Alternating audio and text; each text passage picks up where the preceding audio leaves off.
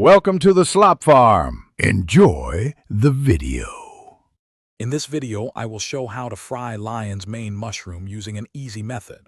First, gently clean your lion's mane mushroom with a damp cloth, being careful not to soak it in water, as it absorbs moisture easily. Next, tear or slice the mushroom into pieces about 1 inch to 2 inches in size. Aim for relatively uniform pieces so they cook evenly and achieve that perfect golden crispness. This simple preparation sets the stage for a delicious meal. Now, let's get those mushrooms ready for the pan. Lightly season your lion's mane pieces with a pinch of salt and a dash of black pepper. You can add other spices later if you wish. Next, heat about 2 tablespoons of your preferred cooking oil, like olive oil or butter, in a large skillet over medium-high heat.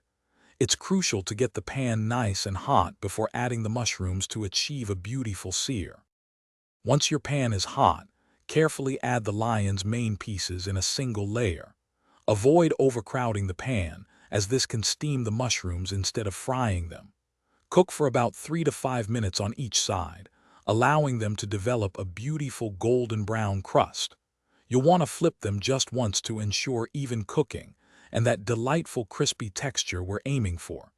This step is key to unlocking their savory flavor. When your lion's mane mushrooms are tender crisp and beautifully golden, remove them from the heat. For an extra burst of flavor, you can toss them with some fresh chopped herbs like parsley or a squeeze of fresh lemon juice.